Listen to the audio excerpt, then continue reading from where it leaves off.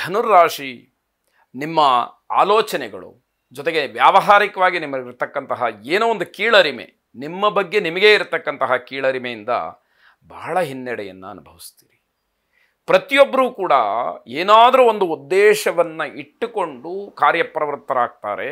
ಪ್ರಯೋಜನ ಅನುದ್ದೇಶ್ಯ ನಮಂದೋಪಿ ಪ್ರವರ್ತತೆ ಎಂಬತಕ್ಕಂತಹ ಒಂದು ಸಂಸ್ಕೃತದ ಮಾತು ಬಹಳ ಪ್ರಸಿದ್ಧವಾದಂಥದ್ದು. ಅಂದರೆ ಉದ್ದೇಶ ಇಲ್ಲದೆ, ಉಪಯೋಗ ಇಲ್ಲದೆ ಯಾರೂ ಕೂಡ ಯಾವ ಕೆಲಸಕ್ಕೂ ಮುಂದಾಗೋದಿಲ್ಲ ಅನ್ನುವಂತಹ ಮಾತು.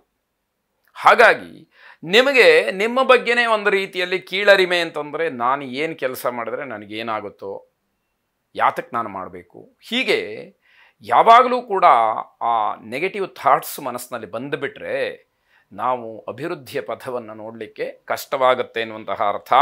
ಪ್ರಯಾಣ, ಪ್ರವಾಸ ಇದರ ಬಗ್ಗೆ ಎಲ್ಲ ಯೋಜನೆಗಳನ್ನು ಹಾಕ್ತೀರಿ.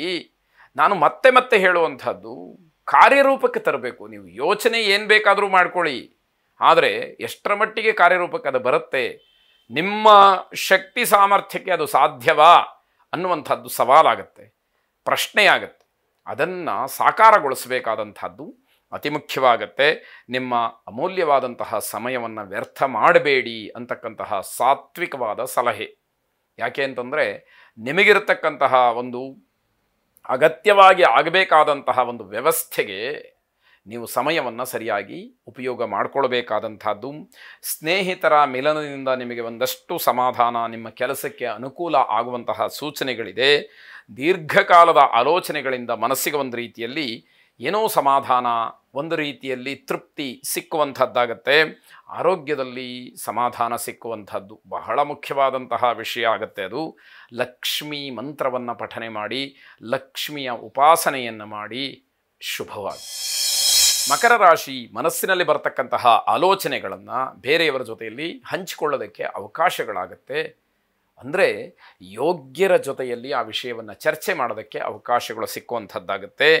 ತಾಯಿ ತಂದೆಯರ ಆರೋಗ್ಯದ ಬಗ್ಗೆ ಸ್ವಲ್ಪ ಗಮನವನ್ನು ಹರಿಸಿ, ಅವರ ಆರೋಗ್ಯದಲ್ಲಿ ಏನೇ ವ್ಯತ್ಯಾಸ ಆದರೂ ಕೂಡ ನೀವು ಕರ್ತವ್ಯವನ್ನು ಮೆರಿಬೇಕಾದಂಥದ್ದು ಬಹಳ ಮುಖ್ಯವಾಗುತ್ತೆ. ಯಾಕೆ ಅಂತಂದರೆ, ಆ ಕರ್ತವ್ಯ ನಿಷ್ಠೆ ಅಥವಾ ನಿಮ್ಮ ಜವಾಬ್ದಾರಿ ಏನಿದೆ, ಅಥವಾ ನೀವೇ ಮಾಡಬೇಕಾದಂತಹ ಕೆಲವು ಕೆಲಸಗಳೇನಿದೆ, ಅದು ಮುಖ್ಯ ಅಂತ ಹೇಳಿ ಅನ್ನಿಸ್ಕೊಳ್ತಕ್ಕಂಥದ್ದು.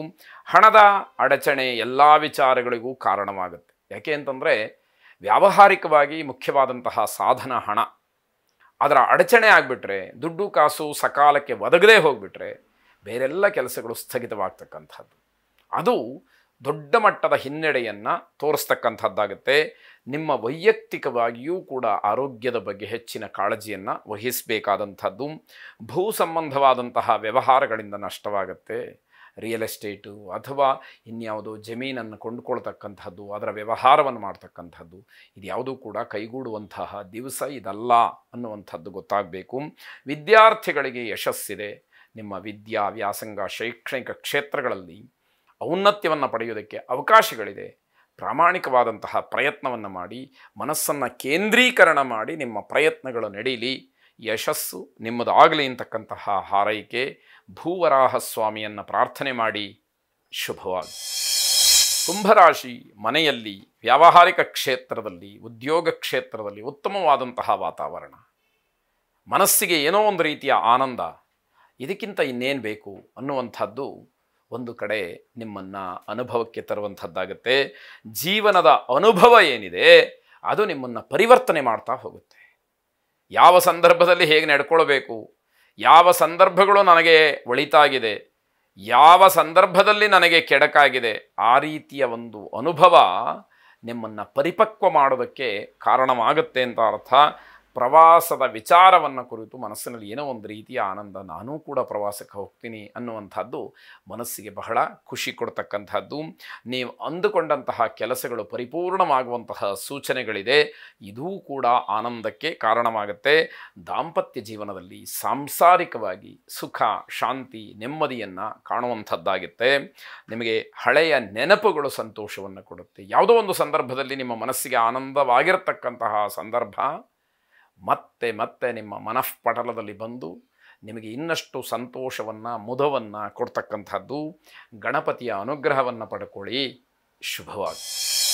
ಕೊನೆಯದಾಗಿ ಮೀನರಾಶಿ, ಬೇರೆಯವರಿಂದ ನಿಮ್ಮ ವ್ಯಾವಹಾರಿಕ ಕ್ಷೇತ್ರದಲ್ಲಿ ನಿಮಗೆ ತೃಪ್ತಿ ಸಿಗ್ತಕ್ಕಂಥದ್ದು. ಅಂದರೆ ಬೇರೆಯವರ ಬೆಂಬಲವೋ, ಸಹಾಯವೋ, ಮಾರ್ಗದರ್ಶನವೋ ನಿಮಗೆಲ್ಲವೂ ಕೂಡ ಅನುಕೂಲವನ್ನು ಮಾಡಿಕೊಡ್ತಕ್ಕಂಥದ್ದಾಗತ್ತೆ. ಕಾರ್ಯಕ್ಷೇತ್ರದಲ್ಲಿ ಗಣನೀಯವಾದಂತಹ ಸಾಧನೆಯನ್ನು ಮಾಡೋದಕ್ಕೆ ಅವಕಾಶಗಳಾಗತ್ತೆ. ಮತ್ತೆ ಮತ್ತೆ ಬೇರೆಯವರ ಸಹಾಯ ಅಥವಾ ಬೇರೆಯವರ ಒಂದು ಒಡನಾಟ, ಅವರ ಸಂಪರ್ಕ ನಿಮಗೆ ಅನುಕೂಲವನ್ನು ಮಾಡಿಕೊಡ್ತಕ್ಕಂಥದ್ದು. ಪ್ರೇಮಿಗಳಿಗೆ ಮಾತ್ರ ಕೆಲವು ವಿಚಾರಗಳಲ್ಲಿ ಗೊಂದಲವಾಗ್ತಕ್ಕಂಥದ್ದು.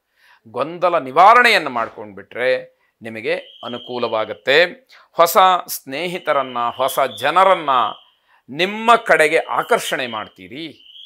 ಅವರ ಸಹಾಯ ಅಥವಾ ಅವರ ಒಂದು ಒಡನಾಟ ನಿಮಗೆ ದಿನದಿನಕ್ಕೆ ಅಭಿವೃದ್ಧಿಯನ್ನು ಅಥವಾ ಏಳಿಗೆಯನ್ನು, ಅಭ್ಯುದಯವನ್ನು ತಂದುಕೊಡೋದಕ್ಕೆ ಕಾರಣವಾಗುತ್ತೆ ಅಂತ ಅರ್ಥ. ಮಾನಸಿಕವಾದಂತಹ ಶಾಂತಿ, ದುಡಿದಂತಹ ಹಣ ಸ್ವಲ್ಪ ಮಟ್ಟಿಗೆ ಖರ್ಚು, ಸ್ವಲ್ಪ ಉಳಿತಾಯ, ಇದೂ ಕೂಡ ಮನಸ್ಸಿಗೆ ಏನೋ ಒಂದು ರೀತಿಯ ತೃಪ್ತ ಭಾವವನ್ನು ನಿಮ್ಮಲ್ಲಿ ಹುಟ್ಟಾಕ್ತಕ್ಕಂಥದ್ದಾಗತ್ತೆ. ಈ ರೀತಿಯ ಕೆಲವು ಅಂಶಗಳು ಮನಸ್ಸಿಗೆ ಸಮಾಧಾನಕರವಾಗಿ ಬೇರೆ ಬೇರೆ ಕೆಲಸಗಳನ್ನು ಮಾಡೋದಕ್ಕೆ ಉತ್ಸಾಹಭರಿತವಾಗಿ ಕಾಣತಕ್ಕಂತಹ ದಿವಸ. ಆತ್ಮವಿಶ್ವಾಸದ ಜೊತೆಯಲ್ಲಿ ಎಲ್ಲ ಕೆಲಸಗಳನ್ನು ಮಾಡಿ ನಿಮಗೆ ಯಶಸ್ಸು ಇರತಕ್ಕಂಥದ್ದು. ಕುಲದೇವತಾ ಪ್ರಾರ್ಥನೆಯನ್ನು ಮಾಡಿ. ಶುಭವಾಗಲಿ.